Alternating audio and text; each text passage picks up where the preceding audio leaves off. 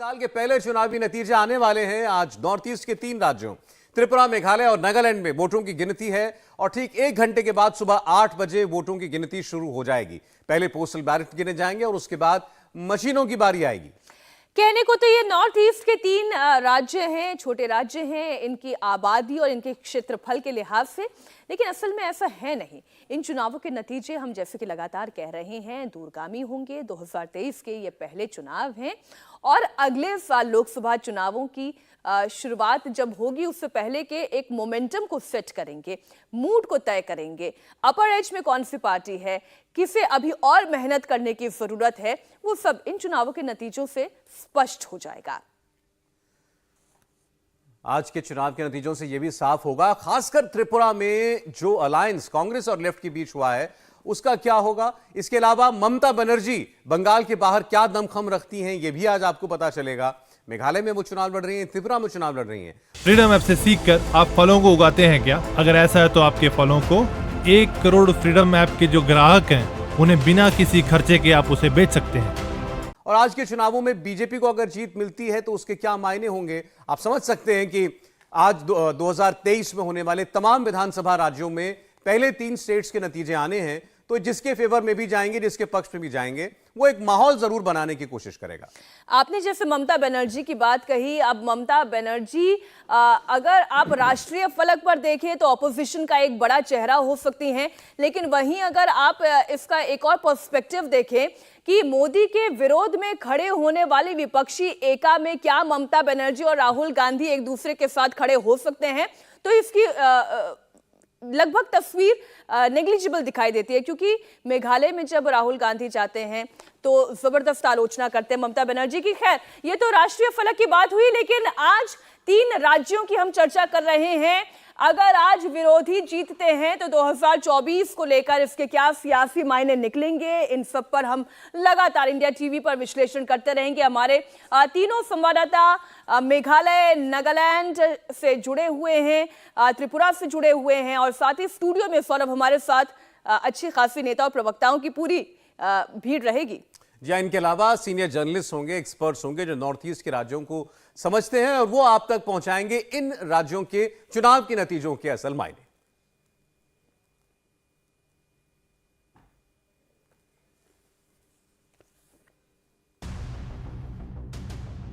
They will fight against the BJP, NDP, whatever you call the party.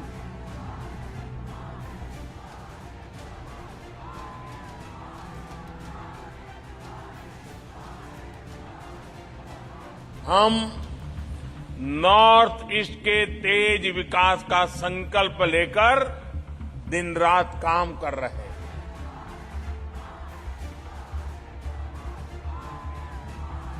Tripura में मोदी मोदी के नारे, मेघालय और नागालैंड में भी मोदी का वही जलवा। यूपी, गुजरात हो या फिर नॉर्थ ईस्ट के स्टेट्स, जनता के बीच प्रधानमंत्री मोदी का मैजिक एक जैसा ही रहता है। उनके प्रति लोगों की दीवानगी वही रहती है।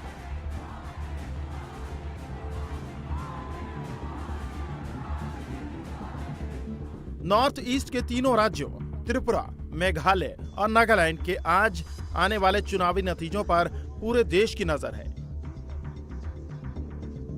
ये इसीलिए क्योंकि ये सिर्फ नॉर्थ ईस्ट के 3 छोटे राज्यों का चुनाव नहीं है, बल्कि ये 2023 के चुनावों की सीरीज की पहली कड़ी है। रोड टू 2024 की शुरुआत है। आज के चुनावी नतीजों से पता चलेगा कि अगर यहां बीजेपी जीतती है तो क्या नैरेटिव सेट होगा और अगर विरोधी जीतते हैं तो उसके क्या सियासी मायने निकलेंगे। क्या लेफ्ट और कांग्रेस गठबंधन का एक्सपेरिमेंट चल पाएगा?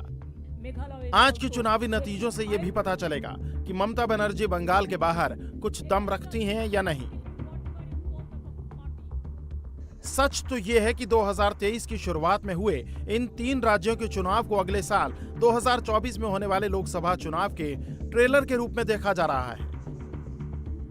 आज के नतीजे से बीजेपी और उसके सहयोगियों की परफॉर्मेंस के साथ कांग्रेस और लेफ्ट समेत बीजेपी की विरोधी पार्टियों की ताकत की भी परीक्षा होगी। वोटों की गिनती से पहले आए एग्जिट पोल इशारा कर रहे हैं कि नॉर्थ ईस्ट के इन तीनों राज्यों में भी पीएम मोदी का जादू देखने को मिल सकता है। नॉर्थ ईस्ट के लिए, नागालैंड के लिए कांग्रेस उसके पार्टनर्स की पॉलिसी रही है, वोट पाओ और भूल जाओ। कभी लेफ्ट का गढ़ रहे त्रिपुरा में पिछले चुनाव में बीजेपी ने बड़ा उलटफेर किया था, लेकिन उसके बाद हालात काफी बदल चुके हैं। बीजेपी को अपना मुख्यमंत्री बिप्लब देब को बीच में ही बदलना पड़ा और मानिक साहा को कमान सौंपनी पड़ी। बावजूद इसके बीजेपी यहां मजबूत दिख रही है। यही वजह है कि बीजेपी की चुनावी रणनीति और प्रचार, जिसमें स्थानीय नेता तो शामिल हुए ही, केंद्रीय नेतृत्व के स्टार प्रचारक भी त्रिपुरा की गली गली घूमते दिखे। पार्टी अध्यक्ष नड्डा, यूपी के सीएम योगी और यहां तक कि प्रधानमंत्री मोदी ने भी यहां बीजेपी उम्मीदवारों के लिए वोट मांगे। ये उत्साह साफ साफ त्रिपुरा का मूड बता रहा है। त्रिपुरा ये ठान चुका है कि विकास का डबल इंजन अब रुकने वाला नहीं है।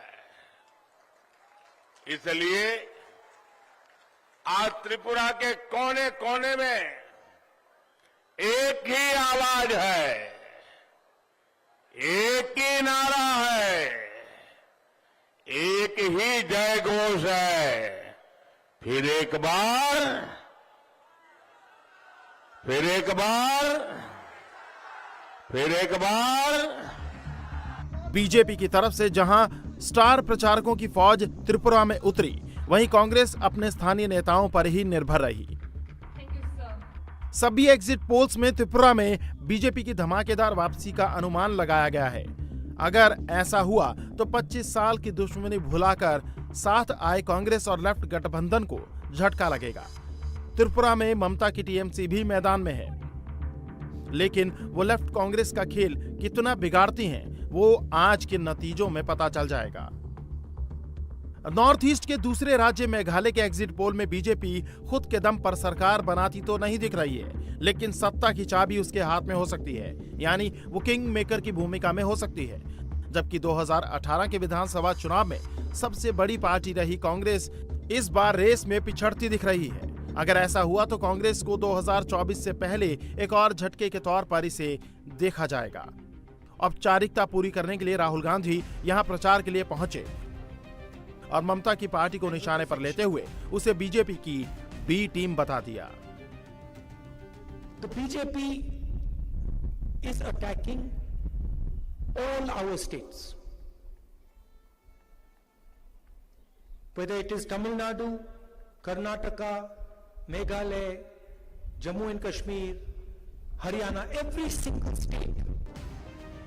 राहुल गांधी ने एक रैली कर औपचारिकता पूरी की तो पीएम मोदी ने पूरी ताकत लगा दी। शिलांग में पीएम के रोड शो में वैसी भीड़ और वैसा ही उत्साह दिखा जैसा हिंदी बेल्ट के किसी राज्य में दिखता है।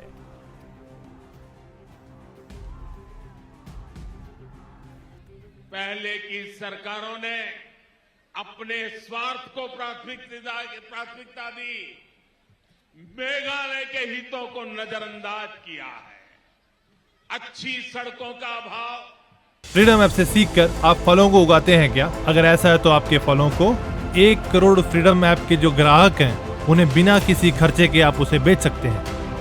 रेल कनेक्टिविटी का अभाव, अच्छे एयरपोर्ट का अभाव, ऐसे में नॉर्थ ईस्ट का विकास कैसे होता? बीते 9 वर्षों में केंद्र की भाजपा सरकार ने नई परिस्थितियां बनाई है। अब मेघालय का, नॉर्थ ईस्ट का भाग्य बदल रहा है, बदलने वाला है। हम इस बदलाव के लिए आपके पास आए। नागालैंड में बीजेपी और एनडीपीपी साथ मिलकर चुनाव लड़ रही है। एग्जिट पोल्स में इस गठबंधन को स्पष्ट बहुमत मिलने का अनुमान जताया गया है, जबकि कांग्रेस की परफॉर्मेंस बहुत खराब रह सकती है। एक समय था जब पूर्वोत्तर के इन राज्यों में कांग्रेस का ही दबदबा हुआ करता था, लेकिन बदलाव के इस दौर में कांग्रेस लगातार पिछड़ती जा रही है और वहीं बीजेपी लगातार आगे बढ़ रही है। इंडिया टीवी हर वक्त हर जगह डाउनलोड करने के लिए सर्च करें India TV news Google play store या ऐप स्टोर पर।